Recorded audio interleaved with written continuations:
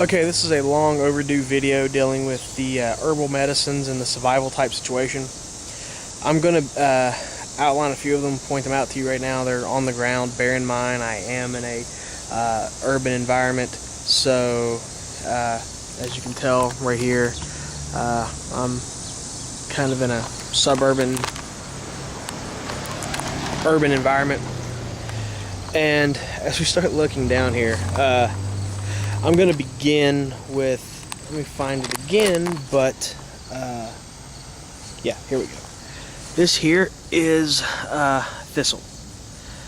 It's, you can tell by the little purple flowers just coming out on it.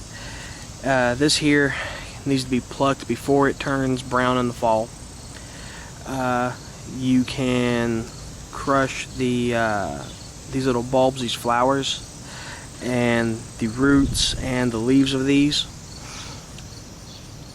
and use them for a variety of things, among which includes coughs, as well as rashes, sores, stuff like that. You can also use these to help cure coughs, like brew them into a really strong tea.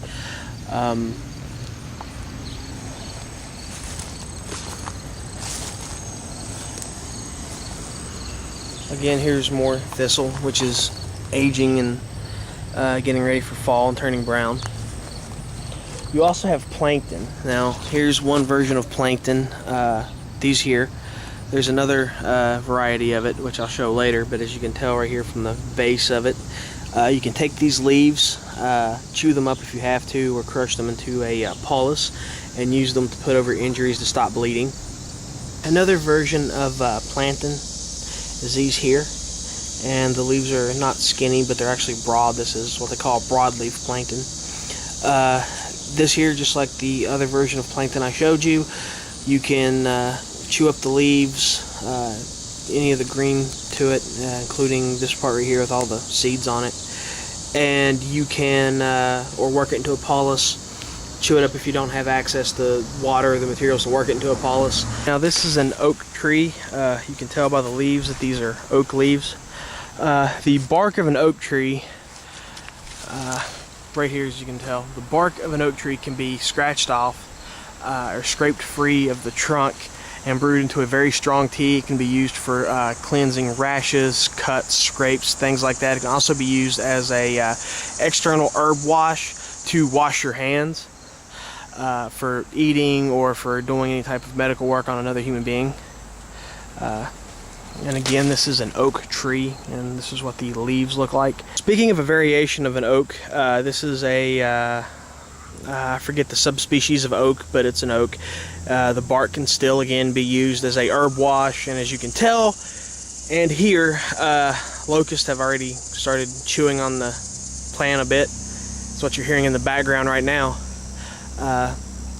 And in both cases, the oak bark can be used to create an herb wash for your hands, or to treat a open wound, a scrape, or a cut or something, in conjunction with the plankton, which can be used to stop the bleeding. These are pokeberries. If you remember, in some of my earlier videos, I said that poke, or the reds on the stalk of the poke, is poisonous, so you have to scrape that off. The berries actually contain a milder version of the same toxin. They can be used as a painkiller, as long as it's used externally, and they can be crushed up and brewed in a, diluted in a tea, I should say, to help with, to act as a laxative, to help pass bowel movement. This is what they look like. They come out in late summer, early fall. The green berries, of course, are worthless, but it's these little purple berries here, and you can't really, well, they're pretty much useless to eat. Okay, now, if you notice, I did a lot of my pointing out of herbs and stuff along a city park trail. I'm right here in the middle of the city, so I have access to these herbal medicines. When you're talking about the herbal medicines, it's important to realize that these should not be a substitute for actual medical care or actual prescribed medical needs. The idea of herbal medicine should be used as a supplement to actual health care, so that say if you're stranded in the woods, you find yourself injured, or even if you want to play the ninja warrior stuck behind enemy lines, that you have access to something to help for your medical needs, to help you survive in a environment where your supply lines and things like that are cut off. So this is a supplementary source of information. It should not be your main source for healthcare information. I am not a doctor. I'm not a botanist.